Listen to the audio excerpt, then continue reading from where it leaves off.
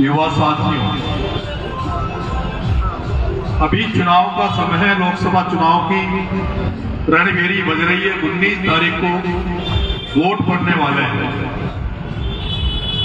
ये जो युवा आपके सामने बोल रहा है, मैंने भी यहां से टिकट मांगा था। टिकट नहीं मिला तो मैंने नामांकन अपना डाल दिया था।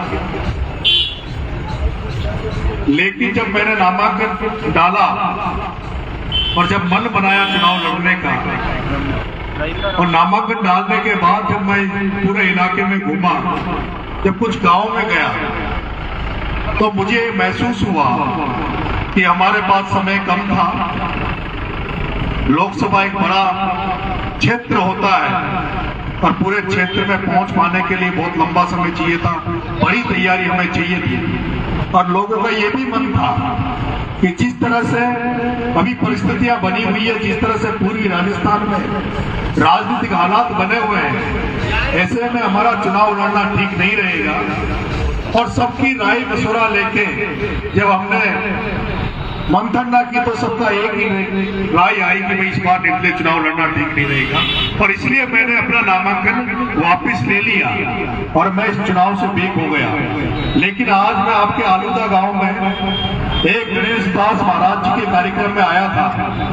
वहां से आपके पापड़ युवा साथियों ने कहा कि साहब हमारे गांव में भी कुछ युवा साथी आपका स्वागत करना चाहते हैं, आपसे मिलना चाहते हैं, आप पापड़दाई पहुंचे। तो मैं आपके गांव में भी आया। मैं तो पक्ष दोनों युवा साथियों आपसे इतना सा कहना चाहता हूँ, जब आप वोट दें तो वोट उस आदमी को दें जो वोट देने के बाद उस वोट की कीमत को, वोट को 5 साल तक आपको याद करे, आपको जहन में रहे कि इन लोगों ने मेरी मदद की, इन्होंने मुझे बनाया। क्योंकि आज अगर कोई राजा बनता है तो वो वोट से बनता है, मतदान से बनता है, पेटी से बनता है। और मैं देख रहा हूँ जैसे ही सिकराई एरिया में घूमते हैं, इस एरिया में घूमते हैं, पूरे खेत सूखे पड़े हुए, पड़क पड़े हुए, पीने का शुद्ध पानी नहीं है, खेतों को पानी नहीं है। लेकिन हम जब एमएलए एमपी बनाते हैं तो उनको ये सोच के बनाए ताकि वो बनने के बाद हमारी लड़ाई लड़े, हमारे खेतों तक पानी पहुंचाने का प्रयास करे, हमारे घर तक शुद्ध पीने का पानी पहुंचाए। मैं आपसे अपेक्षा करता हूं, मैं तो चुनाव नहीं लड़ रहा, लेकिन लोकसभा चुनाव के बाद में अगर आप सबका आशीर्वाद रहा, अब आप सबने चाहा, क्योंकि चुनाव के पहले जैसे ही चुनाव आए, भारतीय जनता पार्टी ने जो ईआरसीपी का प्रोजेक्ट था उसको घोषित कर दिया है, उसमें बजट की भी घोषणा कर दी। लेकिन अभी तक कोई गारंटी नहीं है कि चुनाव निकलने के बाद वो पैसा धरातल पे उतरेगा कि नहीं उतरेगा, आपके खेतों को पानी पहुंचेगा कि नहीं पहुंचेगा, आपके आसपास के कौन कौन से तालाब हैं जिन पे पानी पहुंचेगा नहीं पहुंचेगा।